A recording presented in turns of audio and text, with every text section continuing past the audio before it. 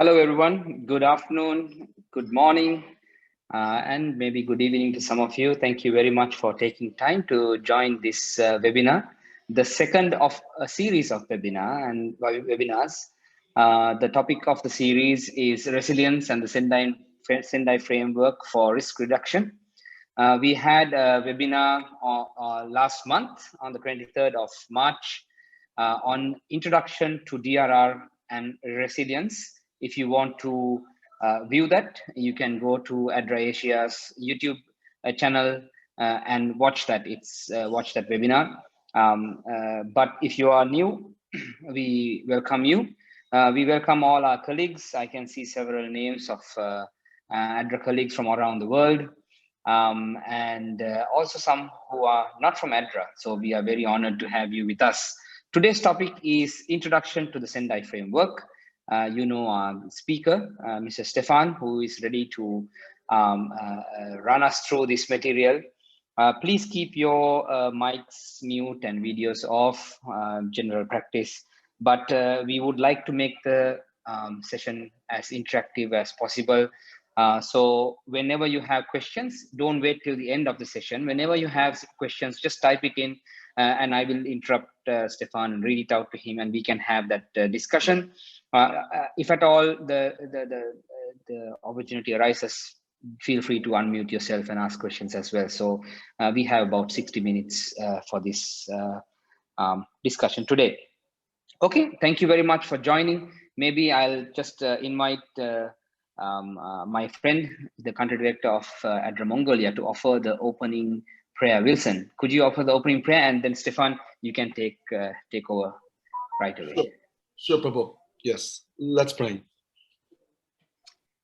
Our most gracious and kind Heavenly Father, we thank you for this time, for the opportunity to be together, to once again listen to the lecture of our friend. We pray, Lord, that you will give us the wisdom and the understanding, but most importantly, Lord, the ability to be proactive in terms of mitigating ill effects of disasters that will come along the way in our respective contexts and countries we serve. In Jesus' name we pray. Amen. Amen.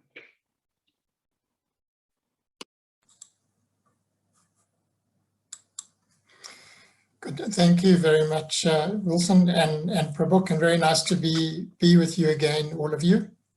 And as again, I'll just reiterate what Prabhu said, that let's try and make this as interactive as possible, and please feel free to interrupt me and stop, ask questions. That's what this is about. It's a discussion, and I'm sharing some of my perspectives with you. And also, again, I reiterate that hopefully this is not too academic, but rather grounded in practice and things we've learned and experienced along the way, and that it's not just a theoretical exercise. And please, we try and relate it back to the work that we're doing, because I think that is the important thing. The communities we work with, the people we work with, and how we build resilience in those communities, I think is the challenge for all of us. So I just say that at the opening, that we try and keep this grounded in practice. And this has always been, I think, the challenge for a lot of us, and the challenge that I've also personally had was when we work with some of these global frameworks, and particularly the Sendai framework, how do we turn kind of concepts into action? And hopefully today we'll get into a bit more of that detail and talk a bit more about some practical application of the framework. I'm going to share my screen with you. I think that's, let me just find. And if someone could just confirm that you can see the session outline. Yes, Stefan, we can see. Yes. Okay, thank you. And again, feel free to interrupt, or if you'd rather just type a question, you can type a question, and then Prabhu or somebody could just interrupt me. So what I wanted to cover in this session was pick up actually on something that was sort of came out of the discussion last week around sort of how do you know if communities are resilient, or how do we know if cities are resilient, and what we call the characteristics of the resilient communities. And I'll just share with you some work that was done a while back with IFRC and Rockefeller Foundation. Some of you may or may not be familiar with this, but it can be very useful to start thinking about areas we can be working in and what we can do to build resilience. Then I'll move forward into a little bit more about the Sendai Framework, the history of it. I'm not going to go into a lengthy academic discourse on this because I think we need to get down to the practical applications of this, and ultimately show you what we've developed as what I call the Resilience Pathways model, which kind of explains how we've tried to turn the framework into practical application. So just to start the session so that we all kind of get back into the same frame of mind, picking up again on our theme of resilience and what is resilience, which is sort of where we paused last time, talking about these ability of systems or communities that are faced with hazards to resist, absorb, accommodate, and to recover. And how do they anticipate, in some cases, these shocks and stresses that they're going to face. Now, as I mentioned earlier, a way sometimes to think about this is to think about yourself as a person. What are the characteristics that make you resilient? What are the things you have that enable you to be resilient to the shocks and stresses in your life? There was some research done on the characteristics of safe and resilient communities. It was done for the IFRC. You can actually find this report on their website. And I just wanted to illustrate that this is kind of what came out of this research piece on characteristics of a safe and resilient community. A lot of these things are actually quite perhaps common sense, but maybe we don't always think of it in terms of resilience. So at the heart of it is always the sort of knowledgeable and healthy community. And there you can see, obviously, information, knowledge is important. I think we talked about this last week. And you see this in communities that operate in areas where they are regularly exposed to hazards and shocks and stresses, to the extent that sometimes they are almost casual about it. You know, communities that live in the proximities of volcanoes will say, yeah, we know it's there every day, and we just live with it. And sometimes they need to be reminded of these things. But around that, you'll see there's some sort of characteristics or almost enablers around how the community is organized. Does it have the capacity to identify problems and priorities? Is it connected? What relationships does it have with external actors who can provide support to those communities? Does it have infrastructure and services? And that's talking about things like, obviously, housing, power, transport, water. And is it able to maintain and repair and renovate those services? Are there economic opportunities? Does it have a range of diverse employment opportunities, income and financial services? So these are all kind of the characteristics. And then lastly, and quite an important one, is this idea of natural assets. And you'll start seeing, I think, more and more discussion around nature-based solutions, trying to use what we call natural assets to build resilience in communities. And the classic example there is sort of mangroves or wetlands on the coast that are very good at absorbing tidal surges and protect the communities. Wetlands, another one that can absorb flood events and reduce the impact of flooding. And I think we're beginning to understand more and more how important these natural assets are. What I think this does is it does help us think about, when we're working in communities, what elements of resilience are we actually focused on? Are we doing activities that are contributing to building resilience? And I say that deliberately, in building resilience, because as I talked in the last session, risk and resilience are interlinked. And because these things continually change, the hazards change, the risks change, resilience changes. It's not a static thing. And you build resilience. And I know some sectors will talk about viewing things through a resilience lens. But resilience is an outcome that we want to achieve. And it's not a static outcome. It's very dynamic, because as you can see in a community, these elements will continually change.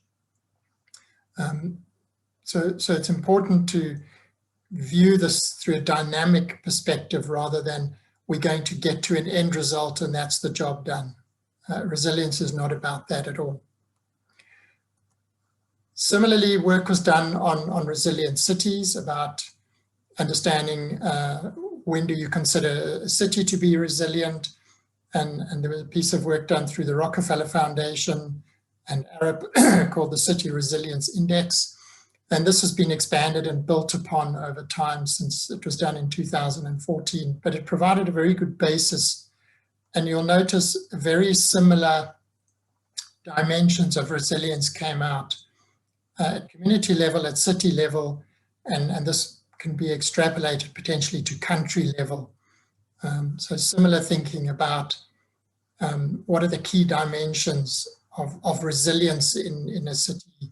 Health and well-being, you saw that in the previous slide. Economy and society, similar dimension. Infrastructure and environment, and again, man-made and natural systems, and then leadership and strategy. So you'll see there's a lot of correlation between these different perspectives, looking at it from a community level or from a city level. I think the important thing here is these are the dimensions or the characteristics that we need to think about when we want to focus on how do we build resilience. Don't know if anyone has any questions on that, but you can there's a lot more reading and a lot more detail on this if someone wishes to go into more detail on that.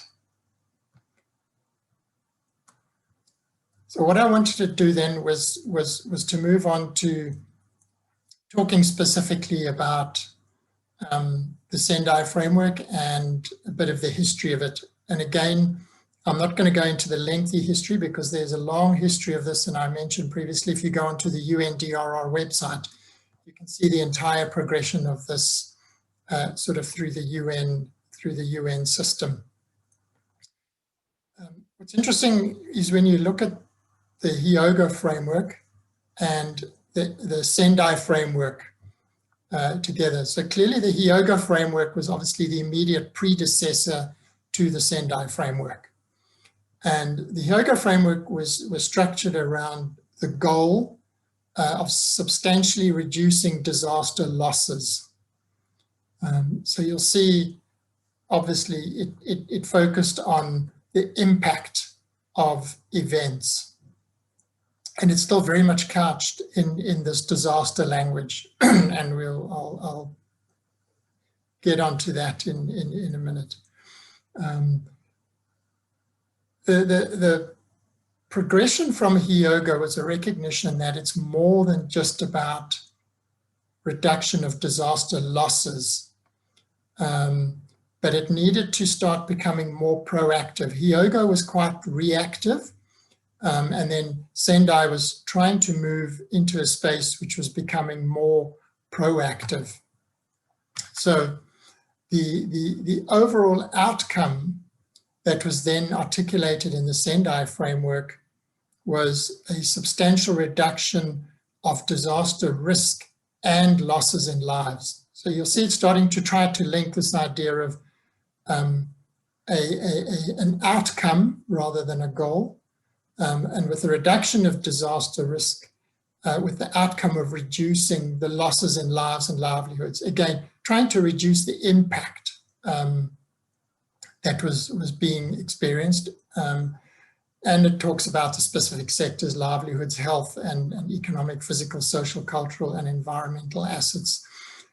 And now you can see that some of those aspects actually link back to the characteristics that I showed you in the previous slides: lives, livelihoods, health, economy, cultural and environmental assets. So you can see that there's some sort of trends and overlaps starting to appear in the way these approaches have been developed. I want to, so I'm not going to delve much more into the history of this because I think you can read up, but I think most of us have worked with the Sendai Framework and are quite familiar with it. So what I wanted to do was move on to looking at the Sendai Framework, I guess, a little more specifically. And I think most of you, I would assume, are familiar with this, but what I want to do is go through it because then show you how we and as UNOPS have tried to perhaps reinterpret Sendai to a certain extent, to make it more sensible in a way. Not that it's not sensible, but more perhaps understandable. So as we know, Sendai was built around 4 priorities, and it was adopted at the Sendai Conference in Japan in March 2015, and I was fortunate enough to be there. And I know it was an all-nighter to get the framework agreed at the end of the day. So the 4 priorities in the Sendai Framework is obviously understanding disaster risk, strengthening disaster risk governance to manage disaster risk, investing in disaster risk reduction, and enhancing disaster preparedness for effective response to build back better. The implementation of the framework is very clearly the responsibility of the countries. Although this was sort of facilitated by the then UN ISDR, ownership of the framework sits with the countries. And the countries negotiated it and they pulled it together, so it belongs in a sense to the countries. And again, just to reiterate, the overall outcome was the substantial reduction of disaster risk and losses in lives.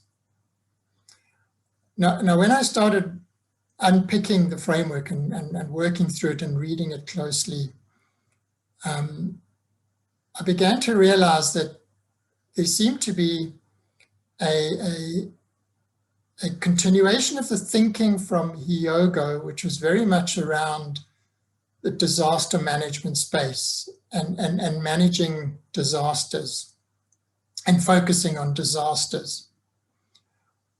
If you think back to the conversation we had last week and a couple of minutes ago about resilience is actually linked to risk.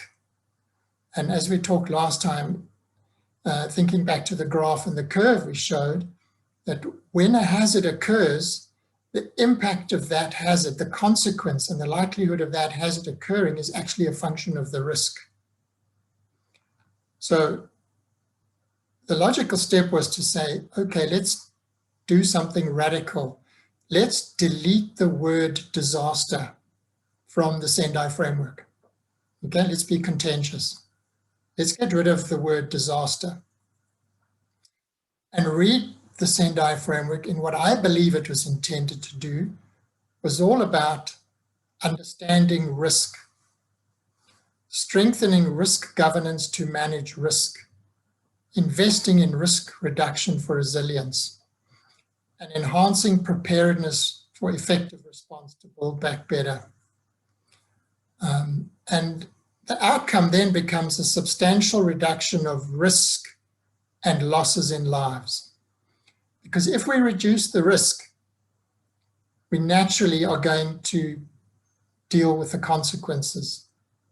And as we said earlier, risk is a function of a hazard and the likelihood that that hazard is going to occur and the consequence of that hazard.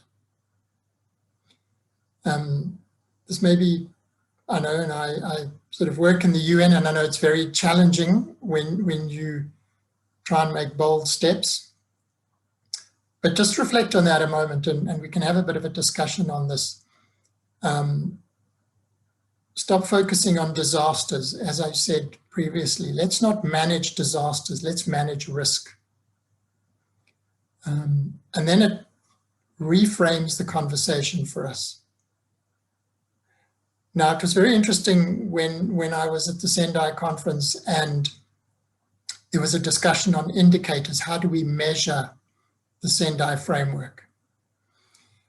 And there was one person in the room who stood up and said, I know how we can do this. I'm from the insurance industry, and we are very good at managing and measuring changes in risk.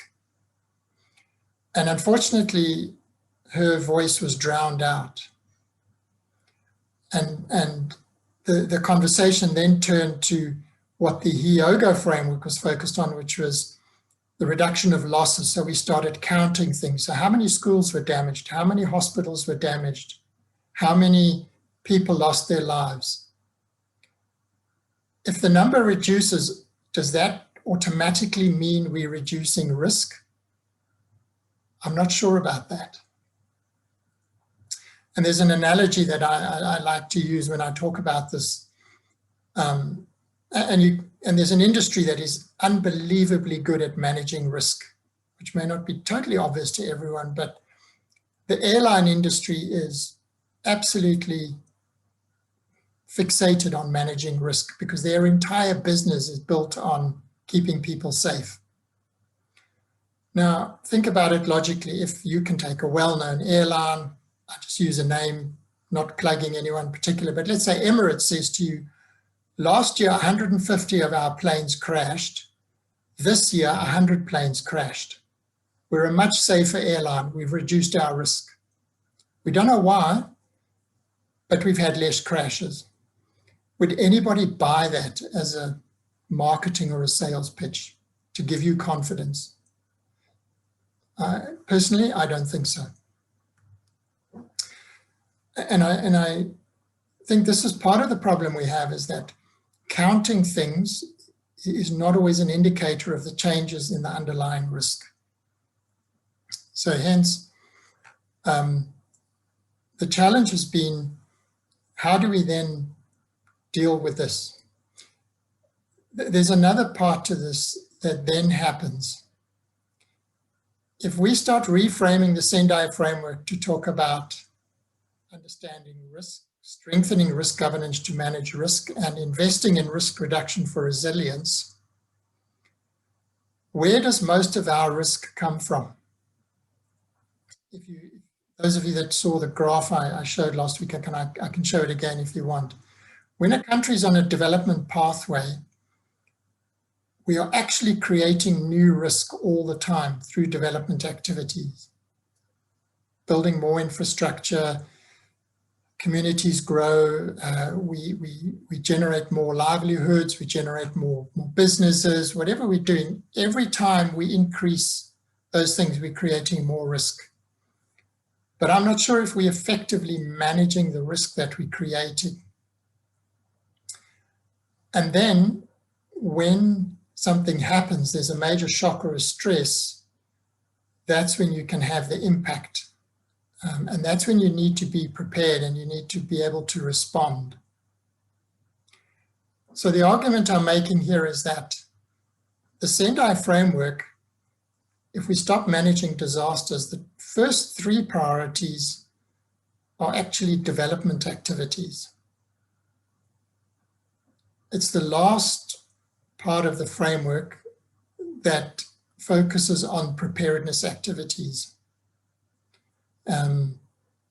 So how do we take actions to reduce risk and build resilience in the development projects that we're doing? Are we contributing to risk, or are we actually reducing risk by those activities? And then we've said before, we can't always eliminate the risk completely. We can reduce it or we can mitigate it, and there's various strategies you can adopt. But there will always be what we call residual risk. And I can use sort of an infrastructure example to illustrate that. We can build a building to withstand an earthquake of magnitude 6 or 7 or whatever it is. If we want the building to withstand a magnitude 8 or 9 earthquake, it could be vastly more expensive. So we make a trade-off and we say, okay, we'll design it to cope with a magnitude 7 earthquake. But what happens if we have a magnitude 7.5 or 8? That's the residual risk, and that's when we move into the preparedness space. We know what we can cope with, but if we exceed that coping capacity, we need to be ready to deal with that.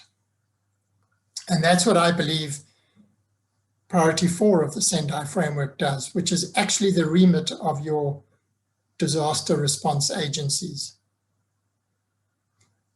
The first 3, again, I reiterate, I believe, are the remit of most of the development actors. So the Sendai Framework actually quite cleverly covers the whole development and response space.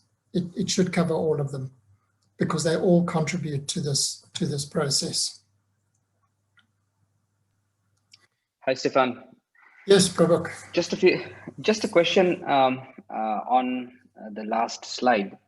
Now, I think you, right, when you actually went through this presentation with us initially, and when you took the word disaster out, all of a sudden that changed the entire perspective of, at least for me, on the way I saw the Sendai Framework, you know, and it gave a different perspective. At least for me, it made more sense. Now, my question is, well, one more comment before the question. You also mentioned that there are other industries that manage risk quite well. Like, for example, the airline industry, even the construction industry would be the same. You know, they have safety first, all of these things. And also, you also made a good point to say that the insurance industry actually, they keep track of risk much better than the NGO sector or the governmental sector. Now, this is actually, if I'm not mistaken, led and maybe even promoted by the governments and NGOs predominantly. Based on my understanding, I may be wrong. Are we the right people to lead with something like this? And you know, when it comes to even the development sector, there are certain aspects of risk planning, like, you know, we talk about risk inclusive plans, water safety plans, you know, early warning systems. How should we actually seek more partnership from the private sector to get that expertise? And would that be a better solution? Or should we focus more on training our staff and keep training and training and training until we reach, you know, that capacity to help communities manage risk? Prabhak, a very, very interesting question, and I'm actually going to come to that a little bit later. And as you know, the Sendai Framework works at sort of national level and community level, and I think there's different interventions and actions that can be taken at the different levels to do that. And I'll come to it, but the question I pose is sort of perhaps what you're asking in a way is, okay, so who should actually own the resilience agenda in a country if we're going to change the perspective of this? And then, yes, what is the role of the different actors, be it the government, the NGOs, the INGOs, the UN, in contributing to building of resilience? And how do we do that? Do we focus on specific areas, which I think is one way you can do it. I think the other part of it certainly is, the education and understanding of people who work in this sector. What I found is often people are not very clear, and I've got a case study I can share with you that I was going to do in the next session around this, where even at the time when I talked to UNISDR, there was some confusion about, are we sure we're doing the right things? What are we doing? Are we actually working in the right spaces to build resilience?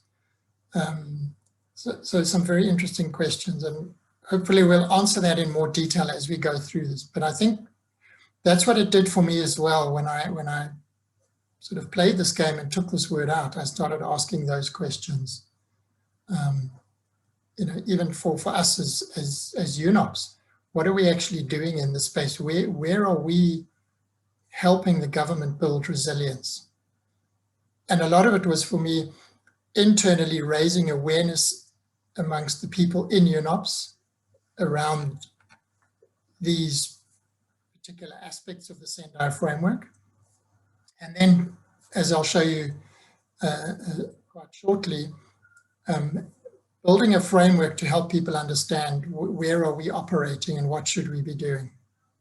And as I said earlier, I think that's always the issue, is how do we translate this understanding into action on the ground. A bit long-winded, but I hope it answers your question. And I'm happy to discuss this in more. If people think this is a completely insane idea, please let me know. It made sense to me, because I couldn't get beyond this word disaster and this continual idea of we managing disasters the whole time. And yet, when we had the hurricanes in the Caribbean recently, it was a disaster. That's the disaster. And the impacts were there. And I keep saying, have we actually achieved anything?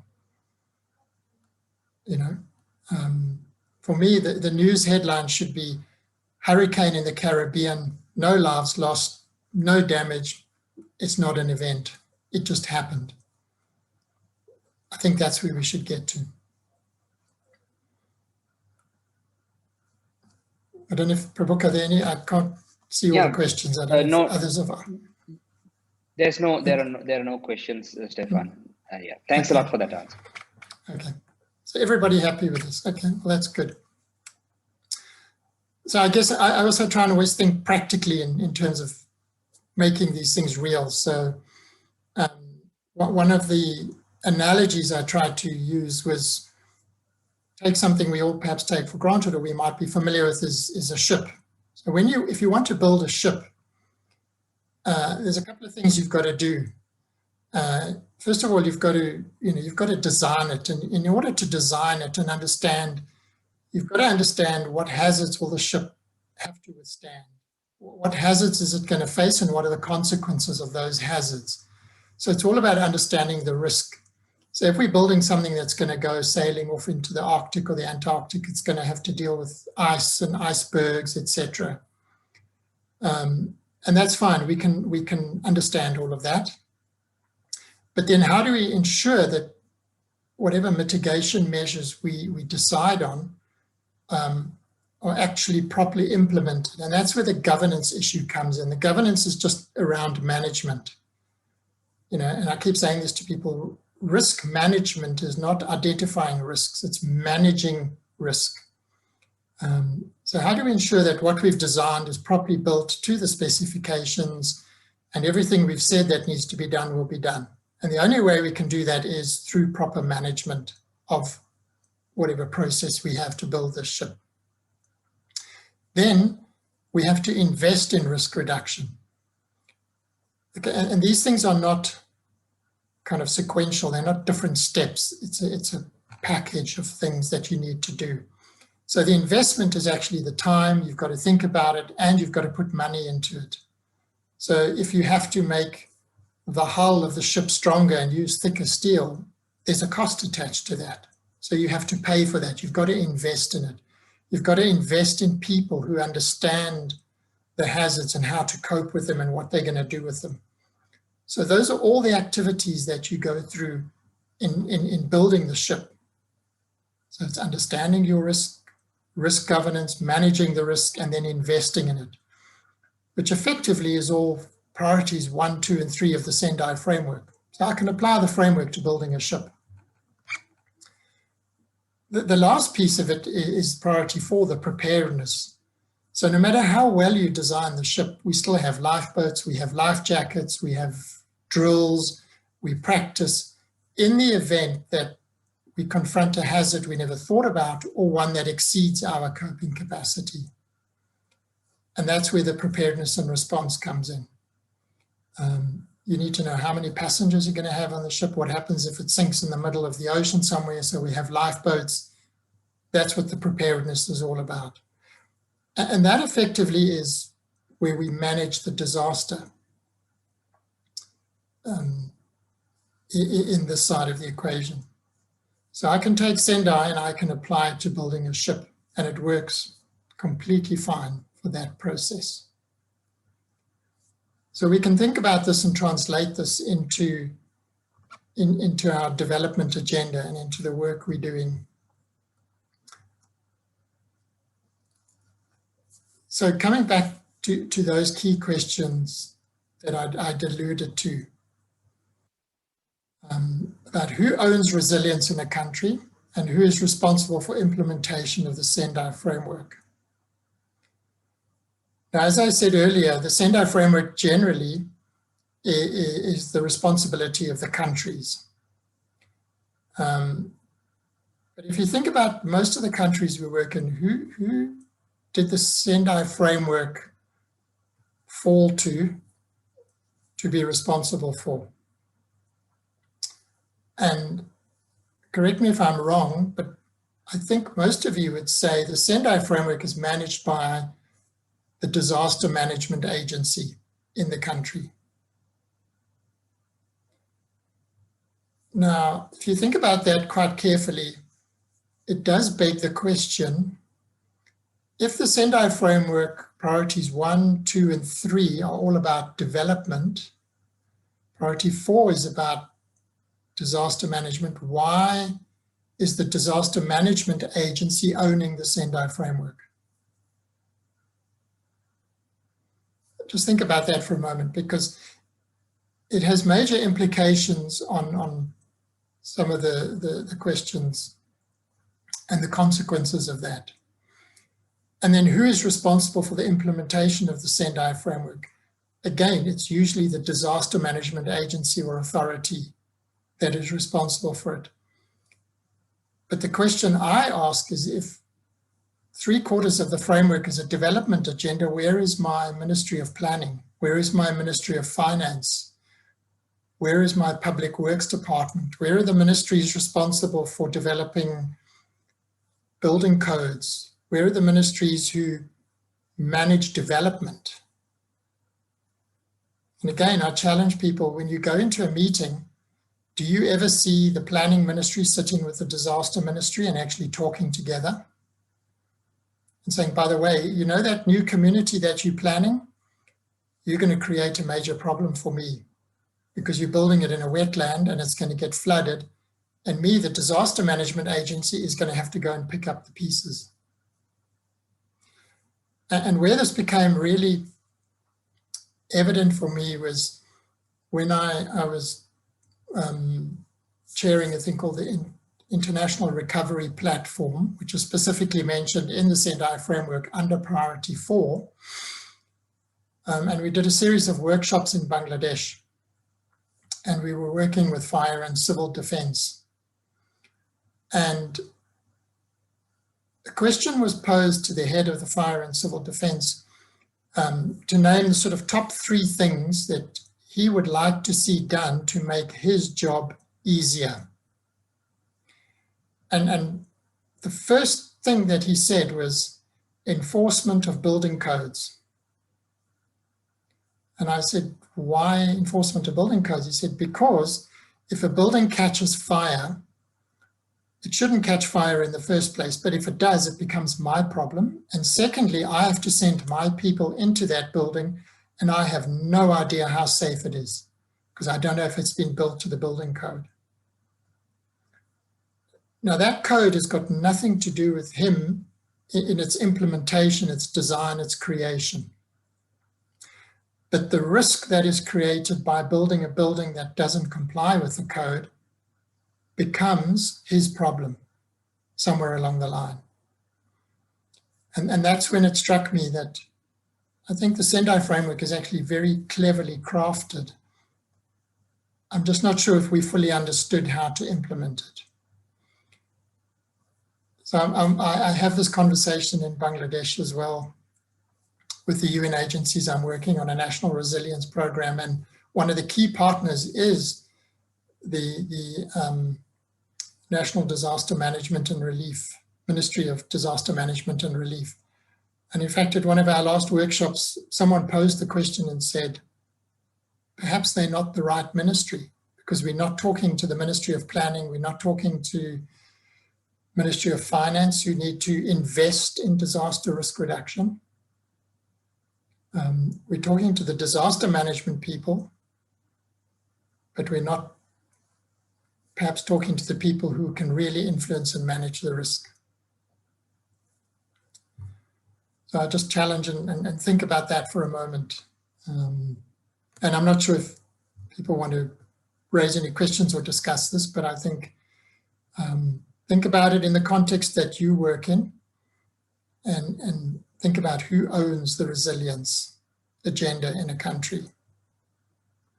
Interestingly enough, if you look at the work that's being done by the resilient cities people, 100 resilient cities, in their structures, they've actually created a role of a city resilience officer. It's very interesting. There is somebody who's actually designated as being responsible for resilience. And it's not the disaster management person, which is very interesting. So I think, please don't misinterpret this as saying the disaster management agencies are not absolutely necessary. They do a fantastic job. I'm just saying I think this is a much bigger remit than the remit of a disaster management agency. Because unless they can influence the level of risk that is being created through development, they are always going to be struggling. They will always be picking up the pieces of things that they were not able to really influence. And as I said earlier, a disaster happens when the coping capacity of your community, of your city, of your country is exceeded. And then the responders have to pick that up. But they're not the ones who always create the risk. Stefan, I just want to agree with you that because even in Sri Lanka, in some of the countries that I've been to, I've seen that the Sendai Framework is owned by the specific ministry or department in charge of disasters or disaster response in some cases. There are two questions. So one is actually related to who owns this and where does the private sector come in, and this is once again going back to the question I asked before. The insurance sector has good systems to predict risk. And the entire costing structure is based on that. I had a friend who worked as an actuarial scientist to the insurance companies. So where does the where does the private sector come in? And there's also a chat in the chat. There's a question in the chat box. Do you think we should introduce the Sendai Framework in the schools for children, building the next generation on this issue? That's the second question. Okay. I think to the first question, the private sector have a massive role to play in this for many reasons. One, because the private sector clearly is a major developer in a country. Countries try and attract investment because they want private sector to do many things. People may or may not know that there are enormous markets for the buying and selling of infrastructure assets, not just buildings, airports, ports, roads. You drive on toll roads. A lot of those are privately owned and operated. And for a private company to invest literally billions of dollars in infrastructure is a massive risk. And don't forget, they've got to recover the cost of that over 20, 30, or 40 years, the life of the infrastructure. So unless they are very clear on the risk, they could lose their investment very rapidly. So I think they are well aware of this issue. If you think about, a company sets up an operation in a country. There was actually a very good example of this, and I can't remember the exact country. I think it was in Turkey, where it was a motor manufacturing company. So they want to build a new factory that has to be 100% earthquake resilient. So no matter what earthquake happens, this factory must not stop working, which was great. So they did all of that. and there was an earthquake. The next day, the factory shut down. The reason being is they'd forgotten that the communities where the workers lived were not resilient. Their houses were demolished, the infrastructure was demolished, they couldn't actually get to work. So although the factory was completely untouched, nobody could get to work. So the private sector, I think, has a massive role to play in two respects. One is in the investments that they make, and helping comply with the regulations and supporting government and helping them understand the risks that they are aware of and that they're building into their investment. And then secondly, Prabhu, as you mentioned, from the insurance sector, because they are very good at measuring risk. And there's absolutely no reason why, if you want to take out insurance on your home, the insurance company knows what the risk is of a flood or the risk is of an earthquake, and they will calculate the premiums accordingly. The question is, does the government do the same exercise and actually go to the insurance industry and say, what is the risk on my community? You have the tools to measure this. Can you help us do this? And I know the insurance industry is very interested in the resilience discussion because clearly it benefits them. And it's a bit of an aside, but the only reason building codes came into existence was because in the USA, buildings regularly burnt down factories. And when factory owners tried to get insurance for their buildings, they were told, unless you can assure us that you have followed a specific design process that's going to minimize the risk of a fire, we won't insure you. So the solution to that was create building codes. It actually had nothing to do with the loss of lives of the people who died in those fires. It was the private sector wanting insurance and the insurance sector saying, well, show us how you've reduced the risk and then we'll insure your building. So certainly private sector has a huge role to play in this. And as I said, they're a big investor in infrastructure. Everybody who owns their home, you've invested. You're a private sector investor. So yes. Sorry, there was a second question. I think I forgot. Prabhu was. Yes, the second question was to do with the Sendai Framework and introducing it to school children. Yes. Should that be done, and should that maybe be systematized so that we pass it on to the next generation?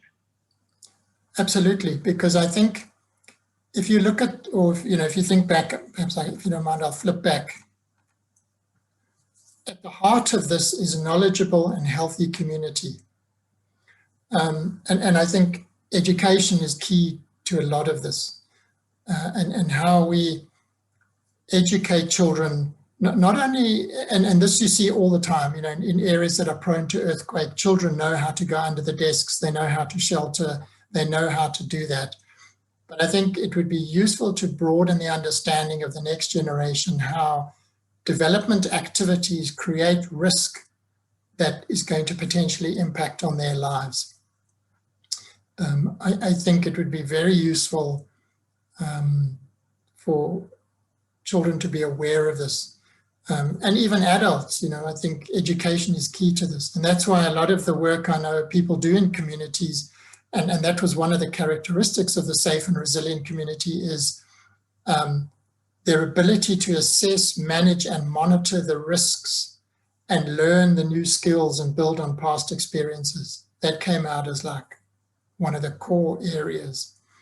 And it's not, and with all due respect, it's not just the fire drills or the earthquake drills, but it's also getting the community to understand that that river is critical to prevention of flooding in their community. It's a natural asset. How do we manage that asset? If I just abuse that asset, it could result in my community being flooded and my own home being damaged. I need to look after it. The same goes for wetlands. Same goes for mangroves. You could expand that thinking. I know it's done around livelihoods, sustainable harvesting, sustainable fishing. it's all integrated. So yes, I fully agree, and I think it would be very useful to introduce these concepts early on.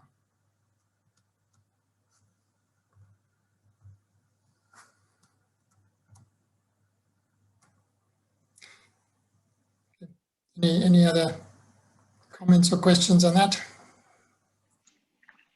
Thanks, Stefan. There's just one comment. It says that the Sendai Framework for DRR is not only introducing, but must be the main foundation on building disaster risk management and also investment for the future in our community. So it needs to be the foundation in everything that we do.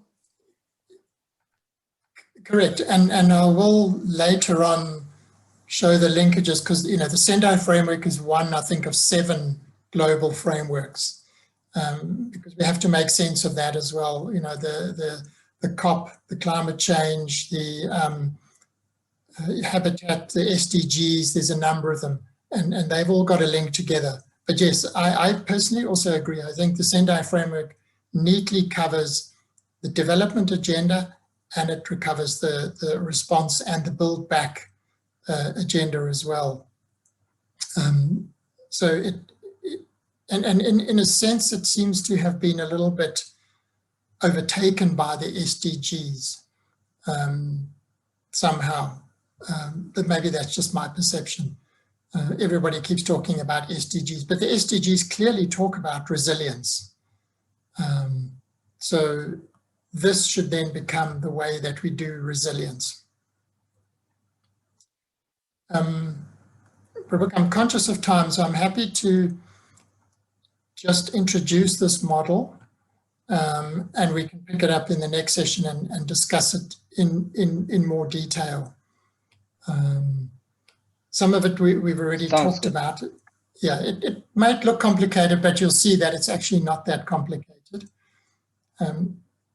And this was developed out of then the train of thought that I've just taken you through, in terms of let's move away from managing disasters, let's manage risk, and how do we implement the Sendai Framework? What do we actually do practically to make this work? Because as you know, so many activities happen and we're not always sure where we are working. So what we try to do is say, map out areas where we can work. This is very much based on what is now becoming termed the risk-based approach, or risk-based development, I think is the buzzword that is now happening. And again, you could ask yourself, so what does that actually mean? The model is divided into the two components of the Sendai Framework. So the top half basically covers priorities 1, 2, and 3. So you can see we talk about the risk assessment piece, which is the first part, which is the gray boxes 1, 2, and 3, the baseline data, the contextual shocks and stresses, risk and vulnerability analysis. It is all about the steps that you need to take to understand risk. You need to do your risk and vulnerability analysis. The next box, and it's quite difficult to show this because they're not really linear steps, but it is the risk management piece, is having the risk governance technology and capacity to effectively assess the risk and then to do something with that information and knowledge. Technology certainly helps. GIS mapping, many people do hazard mapping. They call it risk mapping, but in fact it's hazard mapping, where you have maps that show the floods, you have maps that show earthquake hazards, you have all sorts of maps that show flooding. Flooding is a hazard, it's not a risk. The risk happens when you say, what is the impact of that flooding on something? And that's why it's important to know the difference between a hazard and a risk. And that's where the risk governance and the technology becomes important. And then we looked at it from 3 different perspectives, where we we came up with these words: proactive, retrospective, and reactive resilience. So your proactive is the new development work you're doing. That's where, as I mentioned earlier, I want to, build a new building, or I'm going to start a new livelihoods project, and I'm going to start a new farming project, or whatever it is. You proactively assess the risks and you build that into your development activities. We can also do retrospective resilience work, which is where we have existing systems, we have existing assets that we then need to look at to say, can they cope with the changing context? Can they cope with the new shocks and stresses that we could be facing? Or their shocks and stresses or hazards we weren't aware of that we're now aware of? What will the impact be on our existing systems? And we modify those systems to cope with that. And that's where you hear these words, retrofitting, adaptation, coming into it. And then there's the sort of reactive resilience, which is the reconstruction piece. So when you've had a major shock or stress, your coping capacity has been exceeded, then you need to react to that and adapt and reconstruct. We can unpack that a bit more. But as I've said earlier, you can't always eliminate or reduce your risk completely. And so once you've done all these activities in the top stream and you move down to the bottom stream, that's where you have what we call residual risk management, which is actually what disaster management is all about. And a telling phrase for me is so often when a minister or a politician will fly over an area that's been hit by a cyclone or an earthquake, and they always say, I had no idea of the scale of this. It's just staggering how big the impact is. And the simple response to that is yes, because you had no understanding of the risk that was inherent in this particular area. Because they didn't understand the risk they were sitting on. And once you understand, the residual risk can equal what we call the raw risk if you take no mitigation measures. So you can have enormously high residual risk because you've actually done nothing to mitigate it. And if you then do a proper risk and vulnerability analysis, you can develop the required response and governance capacity. We're going to run out of time, but again, when I was in Bangladesh and we talked about earthquake risk in the city of Dhaka, there is a potential for, I believe, 350,000 buildings to collapse in Dhaka if there's a magnitude 7 or 7.5 earthquake. No response agency can cope with that. They just can't do it. You can't build a big enough Band-Aid to deal with that. So what do we do about that? So the residual risk is enormous. And the response, is massive. You can also develop early warning systems and response strategies, which you absolutely have to have, because you will have residual risk. And then if there are shocks and stresses, obviously you move into your response and early recovery. But again, if we know what we're dealing with and we know the scale of this, we can actually prepare the recovery and the response far better. And then the last piece of this is the failure analysis. You have an impact, we have to understand the why and how and what happened. Otherwise, we can't close the loop and better inform our development agenda. I realize we've come to the end of the time, and I'll pause there, but I'm happy to pick this up again in the next session. I'm sorry, there wasn't much time for discussion, but perhaps in the next session we can not have as many slides and get into some of the meat sort of discussion about this. Yes, definitely. Thanks a lot, Stefan, for that. We are out of time right now, but I think we can continue this discussion at the next section. that will be on the 25th of May. The topic will be sustainability and resilience. However, we'll start with this and see how far we go with that topic.